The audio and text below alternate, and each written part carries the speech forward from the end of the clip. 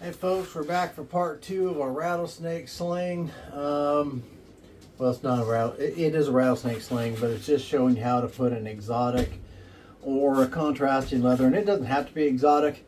You can just put a contrasting leather in there. You know, if you got some bison leather, something like. Now let me get something here. Maybe I won't get something. I'm trying to grab something that's handy, but you know, maybe you got something like this, you know, and let's say you got a different leather brown, you want the two to contrasting to be on there. That's something that you can do.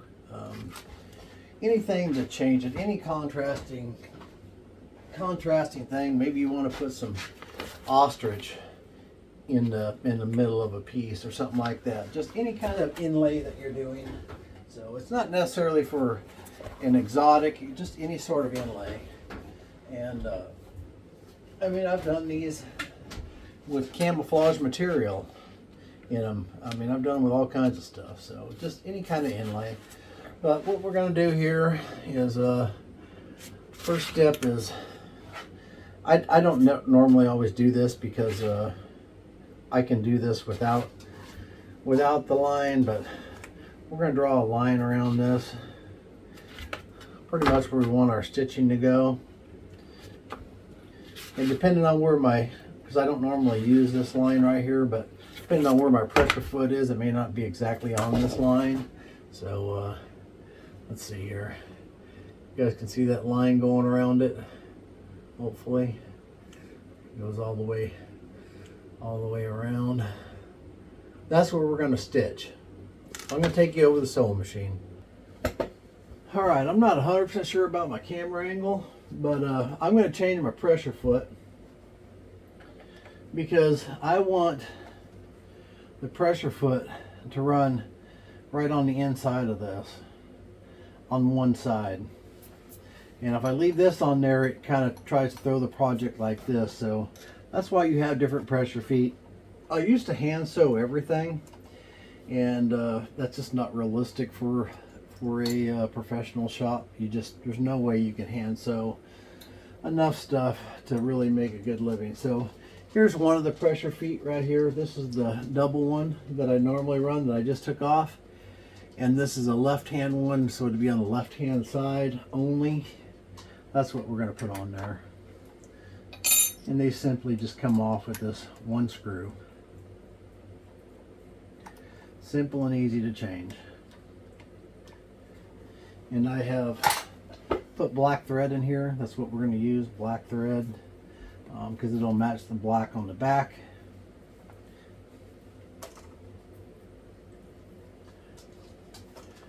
Put our foot down, literally.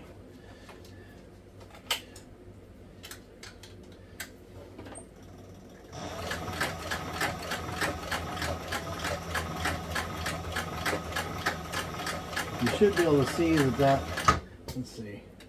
Yeah, you can see that pressure foot run right on the inside there, and then we're right on our line here. Don't ask me how many stitches per square inch. I've never once counted that. I look at it, and whatever looks good to me is fine. It may be a little shorter on one project than the other, or a little longer, vice versa, but I don't count all that stuff. I don't get that deep in the weeds. When you're running a custom production shop, which is how I describe my shop, a semi-custom production shop, you don't have time for those little bitty details. And they're not important. You're just going by what your eye thinks is appealing, which is, this is art, right? Whether or not you're doing leather work, or by today's standards, it's all art, or a form of art, lint napping and all that stuff is. So. Anyways, I could have done a little smaller stitches on this one, but it's fine. Nothing wrong with it. You could also use gray thread on this, then you wouldn't have the contrasting thread around here. It'd just be contrasting on the back.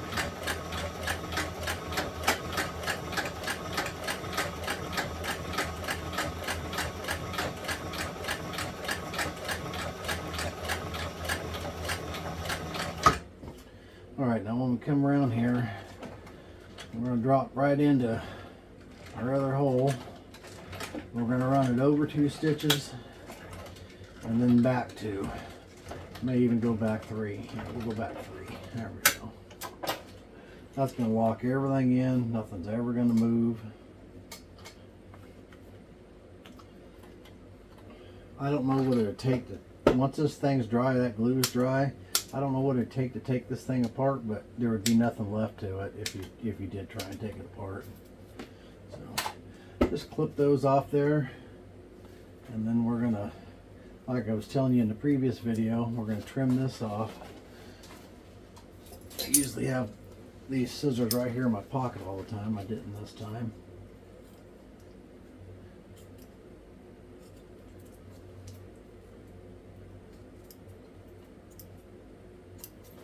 Okay, we'll trim that off. We'll trim a piece of this off.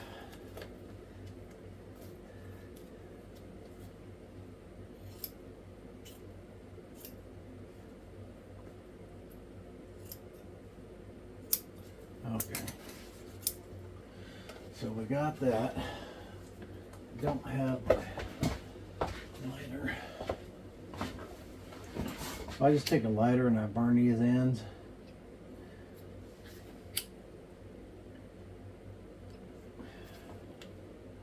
And then that's it. That stitch is never coming out. I will take a hammer, that hammer that I showed earlier, and I'll tap these stitches down to make them a little bit better. Let's move to the next step. Okay, so we're back over here at this bench, and what we're going to do is we have our lower cutouts marked, and we're just going to punch those out. And I actually need about 1 1/8 inches. This is only a 1 inch, so I gotta knock out an extra little bit out of each one.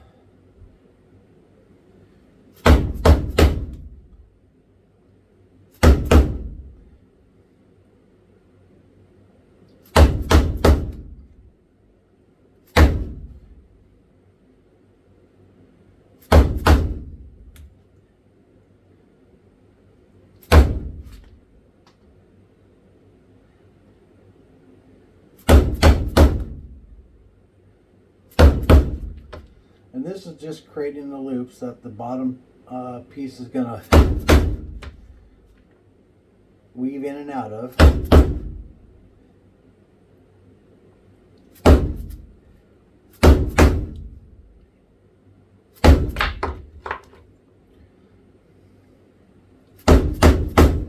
Normally I'm not doing this at this table, but it seems to be the best place for me to video, so. Now this is actually that's a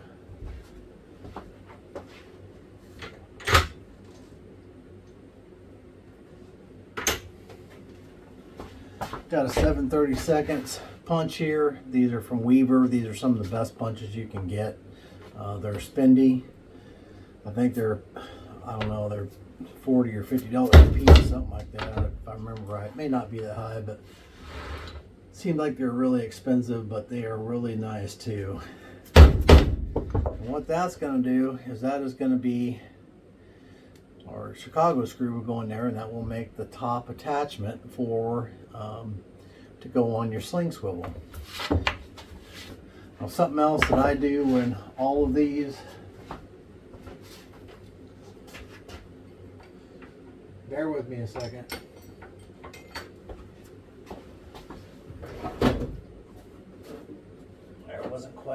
Wasn't quite ready, I guess. That's not the one I want actually. Where is that? Hold on a second. Okay, here we go. So this is our piece that we cut out of the center, right? So I'm going to use our strap cutter again. It's set at 1 inch. Now I've got half a dozen of these. Are all set at different things, so I don't have to adjust them all the time. I just walk over and grab one off the shelf that's got the measurement I want on the end, and that's it. I actually need a couple more of them, but I'll eventually get those. So I just cut a 1 inch strip off there. Now we're going to fold this over like that. Now, I used to put thumb holes. A sling is, for me, is so much more comfortable to carry when you have something to hook your thumb in, so you're not just holding on to the side of it like this. And the problem with thumb hole is it takes a lot of meat out of your sling, and it weakens the sling, in my opinion, especially if you're carrying. I've got some guides that carry my slings, and they're carrying a rifle all season long for 6 months out of the year, and they can't be having that weak spot. So if you're just going to your tree stand, then that's okay. But anyway, so I went to a loop that goes on the back, and it's actually, so you can see how big that is. Look at my thumb. I got a big thumb and big fingers, so you can see how easily that fits in there. It's easy to get a gloved finger in there, and in order to get a gloved finger in your rifle sling, you got to really cut that thing out. It really takes a lot of meat out. So essentially, you only got a little bitty 1/4-inch piece of leather on each side holding it, and I don't care for that much. So I started using these, and what I do is I punch a hole right here. This is going to go on the back side. After, that's going to be a thumb loop that's back there. It gives you something to hook your thumb in when you're carrying your, if I get that, when you're carrying it. So, and it matches the leather on the front. So let's see. What I did is I already off camera. This is our bottom strap, and I went ahead and beveled the edge and dyed it.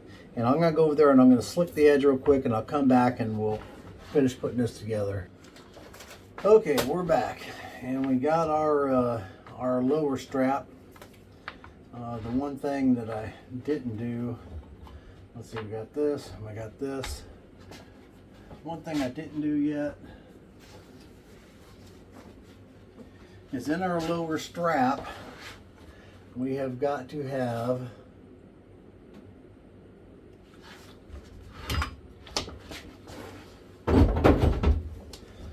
some of this stuff moved out of the way.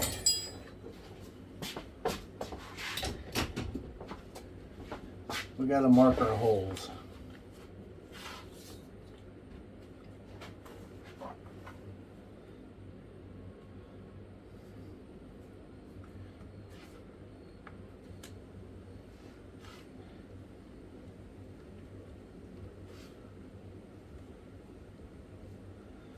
So I've been discussing this actually for quite a few years, and whether or not I was willing to release the pattern to some of these rifle slings, and I'm still considering doing that. I may do that. If I do it, it will be for sale through my website. That'll be the only place you can get them, at least right now. And I'm probably going to offer them in just acrylic. So it'll be, if I do that, it'll be an acrylic pattern. That'll be available on DannyCollinsCustomLeather.com. That's my website, in case y'all were wondering. If you're new and you don't know me. Alright, so we're going to go back with the 7/32, and we're going to punch all these holes. This is our adjustment holes that our Chicago screws go through.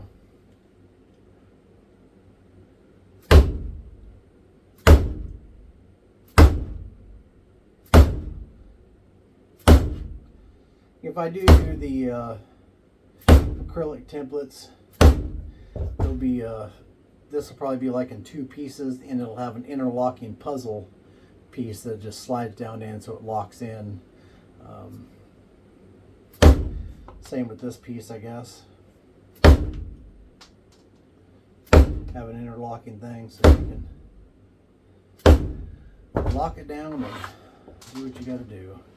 Okay, so next thing's next. Next thing's next? Is that really something? Okay, so this is our piece. I got to figure out where I'm at on the camera here. This is our piece that's going to be our keeper, and it's already cut to length. I'm just going to punch 2 small holes, just like that. I'm not marking them, just eyeballing them. And then we got our staples here. I prefer these type staples over the stapler type. The stapler type's faster, but like on this project, the back side of this is going to show. And these staples were available through any leather supplier. I actually don't have the thing I normally use to smash these over. I usually use just a flathead screwdriver. I don't have that set in here. Matter of fact, I need it though. Okay, now we can properly smash these dudes down. And they just go through there. They just go through there, and then you can see it there smashed down. But you can see how that looks on the back side, right? Just looks better than a standard staple, I believe. But anyways, I actually think I need to. My camera's in a little bit different position, so same thing here. Just poke it through there and fold it over. That's all there is to it. Now we got our Chicago screws. Part of the whole thing with developing product lines and things like that is your material sourcing and colors and leathers and all that kind of stuff you're going to use that's going to set you apart from anybody else. Don't come do the same thing I'm doing. Do something that's unique to you, because you know that just sets you apart. So, and that's what you want. If you're going to be successful in the leather business or anything else, you need something that sets you apart from everybody else. If it's all about, well, I can do it cheaper than the next guy, it doesn't matter what you're doing. That's just a recipe for failure, in my opinion.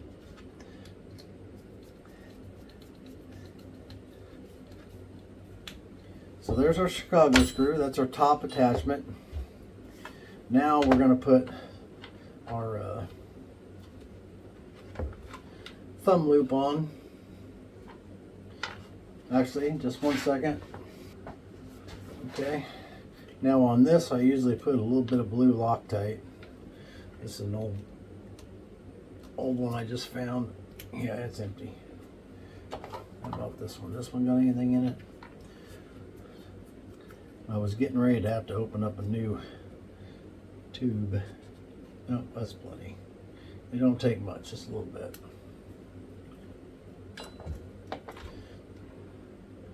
Set that on there, set that on there. Because you're running your thumb around there, this screw can loosen up. And I tell my customers that once you get your sling set where you want it, then I would put blue Loctite on all the connecting points.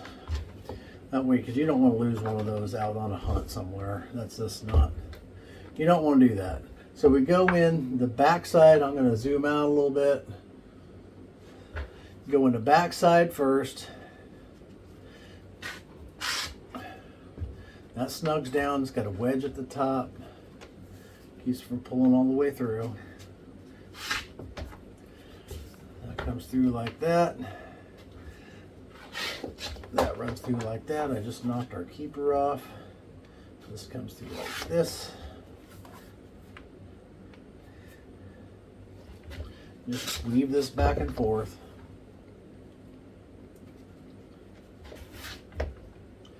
I'm actually gonna, just one second, I'll be right back. Okay, I had to take this over and lay it on an anvil and put my maker's mark right there. I don't know how well you can see that, but maker's mark right at the bottom.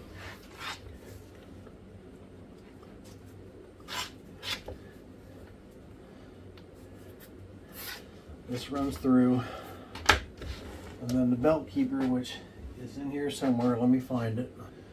Yeah, I knocked the belt keeper off, but I have located it. This comes through like that. That goes back through like this, and that creates your lower loop, where it's going to attach to the rifle. And then I put one through like this, and this is set up to fit any adult rifle and adult shooter. Pretty much covers them all. It fits standard 1-inch sling swivels. So if you're wanting me to make you one of these, that's the size that you're going to need. And I make quite a few of these. I don't make a lot of any one thing, but I have so many different products and variations of products that I make some of a lot of things, which keeps me busy. But I don't make, I don't make like 100 of these or 1,000 of these at a time or something like that. That's just not how this shop operates. But that's essentially the end of the sling build. There is another step, and it'll take forever for me to show that. But so this still got the scales on it. Now some people want this just left like this, and it will lose some scales. Other people want a sealer over that. And I do prefer to put a sealer on it. But you can use any kind of acrylic. This is Inlay's. This one's a matte finish, got gloss finish, all the rest of the stuff.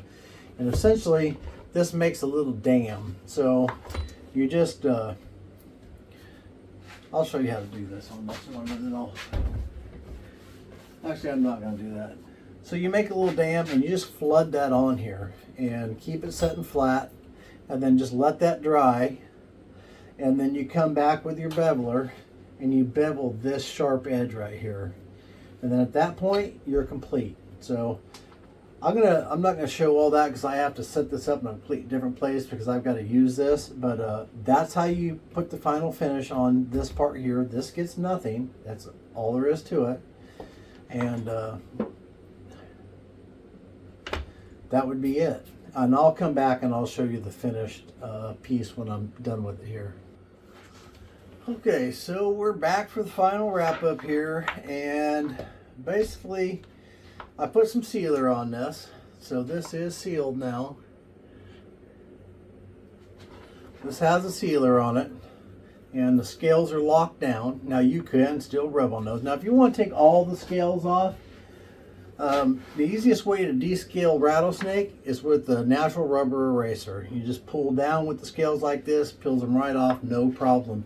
Unless that's on a professionally tanned hide, unless it's glycerin tanned. Then glycerin tanned, it's harder to remove the scales, and on some of them you can skip this step here, the sealing step, altogether, because like, a lot of you that's going to be making these, you're only going to be making one of them. You're going to be making them out of a rattlesnake that a friend killed, or some sort of snake anyways. Maybe it's a python from Florida someone killed and they want sling made out of it. I've done that kind of stuff before.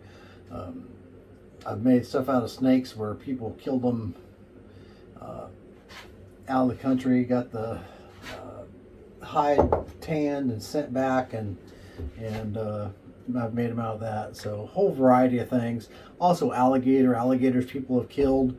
Someone will kill an alligator and they'll want me to make a wallet, and they'll want me to make a rifle sling, and want me to make all kinds of stuff with it. But anyways, this is our finished thing. This has been sealed, and like I told you, I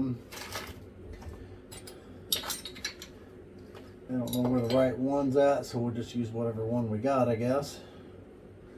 I don't know where my corrected beveler went, but anyways, it doesn't matter. I guess we're just going to use this one, and all you're going to do on this edge is just knock that sharp corner off. Anytime you're doing leather work, it's in the details, right? So just knocking that sharp edge off there, which gives it a more rounded, finished look.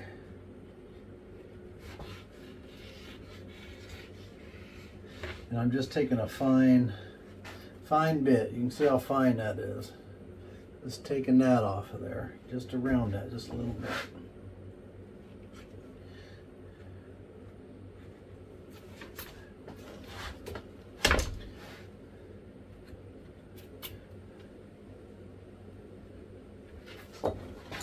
Okay, and I haven't smashed these stitches down yet. Don't normally do that over here. Just lays the stitches down some, and doesn't make a lot of difference, but it does make some. And it's all the little things that you do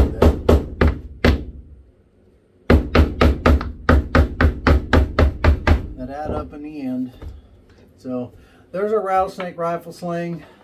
Fits any shooter, any adult shooter, any adult rifle. And you got the padding on the back. Y'all see that? It's nice and flexible and comfortable. It's got the thumb loop on the back. And if you want one of these made, just let me know. And you can contact me through the website. You can order them directly off the website, DannyCollinsCustomLeather.com. Or if you're making your own, I hope that this helped. Whether or not you're making one that's got snake skin in it, or alligator, or contrasting buffalo, or I don't know, whatever kind of, all kinds of leather out there. Put a piece of elephant in it or something. I don't know, whatever you want to put in there. I don't work with much elephant. You can't sell it at any, although they're legally taken, and every part of the animal's used. Every website, Etsy or any of the rest of those, they will not let you sell anything that's elephant. So I just don't even mess with elephant. But anyways, that's something that's popular inlay people like to put on there, or shark or something like that. And I actually have a piece of elephant here. I'll show you real quick.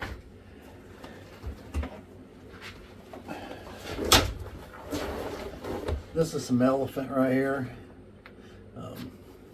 Pretty nice stuff. It's got kind of an orangey tint to it, but pretty neat. It does have a lot of holes, so it works better for something like this. It's gonna be laid on there, or you can do a wallet with it, I guess. Find a good enough piece. But you got this, and then here's some shark. You know, obviously not with the gray, but you can use shark in inlay. Looks fantastic. Or you could use some alligator or caiman, something like that. Or this is something that I bought a while back that I was going to make for just one of mine, and this is a crocodile tail, and this would make an awesome sling. I've had this thing sitting there for a couple years. Nobody knows I have it until I just told you all, but it's just been sitting here waiting to be used. I was originally going to use it on one of my slings, but I don't know if I'll ever get to that. But anyways, I appreciate y'all watching. If you didn't see part one, you should watch it, because that's where most of the information is. But anyways, appreciate y'all watching. DannyCollinsCustomLeather.com. If you're interested in flint knapping, there's beginner kits on there. Got everything in it that you need to make a point. And there's also a video that accompanies that. You can find here on my YouTube channel. And what is the name of it? Beginner flint knap, or start here, or something like that. But anyways, I'm trying to pass along some of what I know about, which isn't much, about leather and flint knapping, to other people. And I really enjoyed doing this channel. I had no idea I was going to enjoy it as much as I do, but I truly enjoy doing this channel, getting here and just talking and doing stuff. So there's going to be a lot more leatherwork videos. So if you're here for leather, there's going to be a lot more of this coming. In fact, this week there's probably going to be, over the next week will be another 3 or 4 leatherworking videos at least. So, all right, I appreciate y'all watching, and we'll catch you on the next one. Keep tooling.